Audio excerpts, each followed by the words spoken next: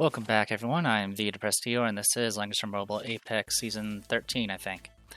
Alright, so I did make a change to the box. Last week I kind of mentioned how difficult it is to deal with any sort of like mass AoE box, and so I did my best to kind of try to mitigate it further. So I went ahead and dropped Polyol because I wasn't really going to be using her anyway in the future, and I replaced her with Kayura. Who's one of the few characters that can actually heal off turn. So that's kind of the only way you can kind of counter AoE spam besides just taking multiple healers. But if you take multiple healers, then you're losing out on DPS or possibly tank slots. Essentially, the only characters that can really heal off turn are Kayura, Rosenseal, Elma, and I guess technically Juggler. The Juggler has his own issues, unfortunately. He used to be kind of like a hard counter against AoE boxes, but his magic defense is so low now that you drop his HP quickly enough that the benefits of it kind of fall off pretty quickly, especially if that person happens to have a healer to bring Juggler's HP back to full. I definitely considered Elma. The biggest issue with Elma is she's not Princess. I did kind of assess the box to see if there was a way to do Holy Reincarnation rather than Holy Princess. It's doable, but it would require a lot of time and resources for me to kind of respec and adjust everyone. And to be honest, I think I'm better off just sticking with Princess at this point in time. Also, I'm just not very good with Elma. I really am. I'm pretty bad with her whenever I try to use her. But she does heal off turn, and she also reflects damage, and she reflects debuffs, so she's pretty good if you can get her to work. Rosenseal, of course, is the staple as far as countering AoE is concerned, but any AoE box will ban her as soon as possible. So that kind of just leaves me with Kayura. Kayura is not as good at the off healing, but it doesn't scale off HP like it does with Juggler, and it always targets herself and one other person that has the lowest HP, so it's better than nothing. I have her set up, and I have her geared up in a way. I did change her gear and enchants a little bit to try to make it so she's a bit tankier. I could make her into Holy class and give her Shrine Maidens, which means she can also benefit from Lightbringer. But doing that pretty much is saying that she's just going to be a support role because she won't be able to kill anything with Shrine Maidens. In this state, she can at least potentially kill things still, and I have Gospel on her, so she can always buff herself and make sure she's not, or buff somebody else and give them immunity. So at this point, I have Kayura, but not really as an assassin, but more like a support that can possibly assassinate in the future. Anyway, enough rambling from me. This box is mostly single targets, so I have been spared. Lots of assassins, 3... technically 4, so 4 assassins, only 2 primary casters really, and then the rest are just heavy hitter single targets essentially. Something I didn't realize only part way through this band pick was they have only 2 healers and 3 tanks. Alright, also look, SB let in for those who care. Alright, so I banned Sword and Light and Shadow. My opponent does the same thing, grabs Jintoki right off the bat, no surprises there. So at this point I was like, alright, well, I focused first on the tanks because I was like, okay, well, if I can force them to pick a tank, that would give me a little bit more flexibility, so I went ahead and banned one of their tanks. I was kind of torn on which to pick, because obviously Christiane is kind of a decent counter and gets my magic damage, but I didn't really want to deal with Ledin's ability to kind of negate guard and yank people essentially away from out of guard range. So go ahead and dropped him. Grab Lightbringer. My opponent immediately starts banning my healers. Yeah, seeing my opponent ban healers right off the bat, I thought my opponent was going to start going for AoEs, like grabbing Lana there. Also, something to note: this is regular Lana, not SP Lana. I don't know why. Ends up grabbing Werner there. Haven't seen him in a little while. So at this point, it was at this point I was like, wait a minute. I was like, alright, I could ban their tanks, or I could just ban the 2 healers they have. So I went ahead and banned the 2 healers they had. And went ahead and grabbed my healer since I was down to 2. They start banning some of my long legs and casters. Grabbed Lightbringer at this point, so they did grab a tank. So at this point I was like, alright, well, let's get rid of your casters and any sort of support. And went ahead and grabbed Azusa there. There was definitely a lot of choices I could have gone. I could have went straight for long range teleports. Well, long range with portals that do debuffs. I could have went Yulia and done like the slow push into range and then just start wrecking people. Obviously, a lot of these characters are pretty devastating, but Yulia can self-res and has thorns and all that good stuff. But I went ahead and went with Azusa because she kind of has the most flexibility. She can do both physical and magic. And the first hit pretty much is guaranteed not to kill her, as long as it's not another Azusa.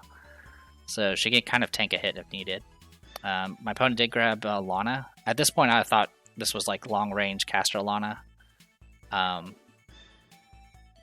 Little did I know that this is nothing. Literally nothing.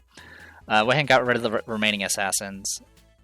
Grabbed Shafaniel since my opponent has no healers. AoE is going to be nice. And then leaves me with a healer and a tank. So I grabbed Sissy White for this, so I can have a little extra flexibility just in case I get overwhelmed with single targets.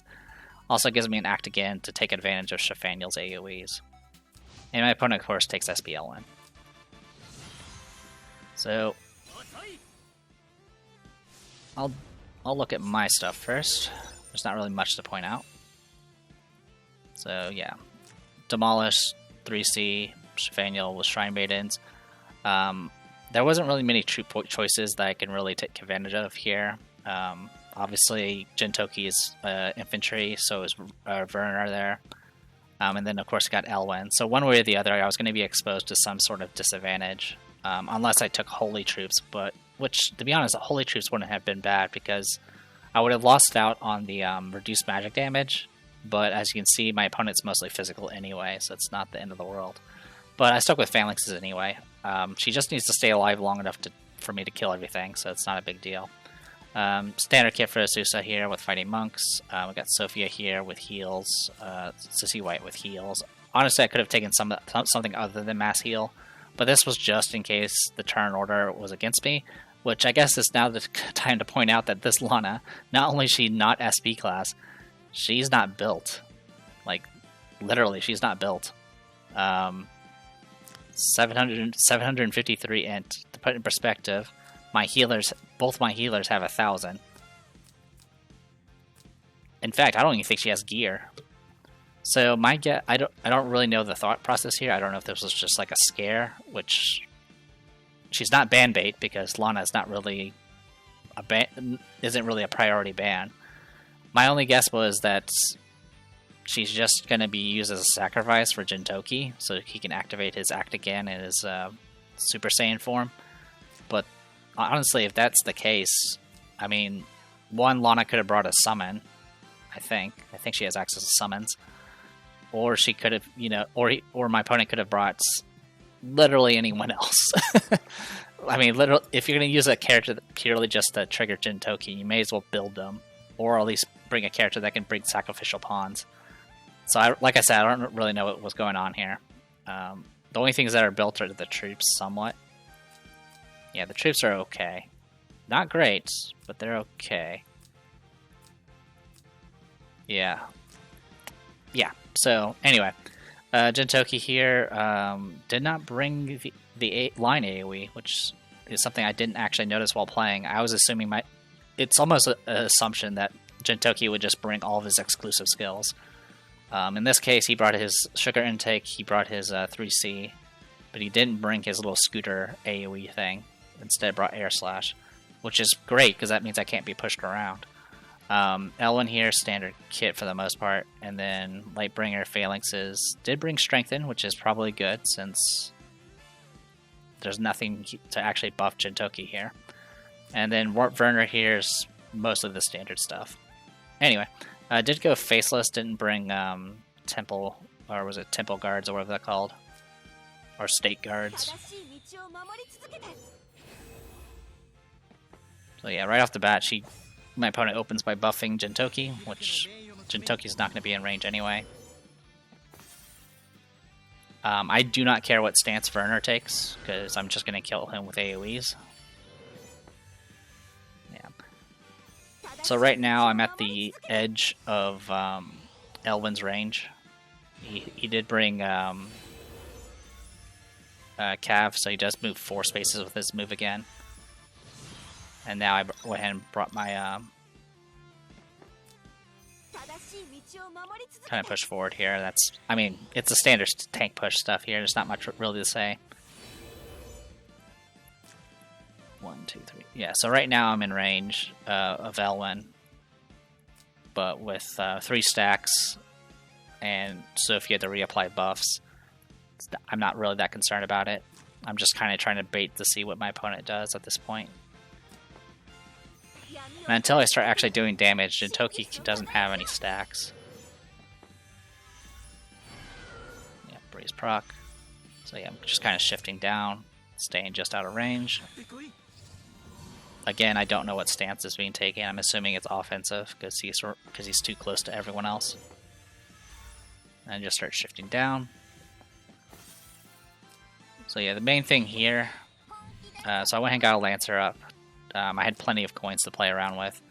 The main thing I was waiting for was this Glory of the Continent proc, which of course increases my range and span by 1. And then with that, I should be able to start wrecking house. So brought out the Lancer just in case I lose my guard. So my opponent did fall back, but not enough. So with this, I was able to hit everyone except for Lana, which is perfect. Because if I had hit Lana, it would probably have killed her, and then would have triggered Jintoki. Alright. Yeah, so I just spelled at least 3 debuffs. 2 from the 3C, and then since I hit 3 or more targets, it also procced her casting talent, which dispels an additional buff. So I got rid of the attack buff Jintoki had. He did get I did hit 4 people, so it immediately maxed out his stacks there. Nothing too significant, but as you can see, I kind of just annihilated the group here. And the only way to reapply buffs with Elwyn is through allies dying. And Lightbringer's can only apply buffs with her 3C, which is on cooldown. So at this point, I've already annihilated this group here. So assassinate, rending blow here. I have Shrine Maidens. Crits still comes close to killing. And then I do my 3C, which doesn't act again, does a full heal, and gives her plus 30% to Ella stats.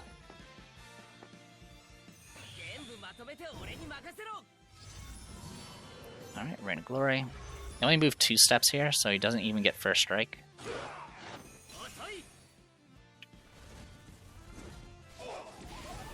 Yeah, does practically nothing. And then my opponent gives up. At this point I would have done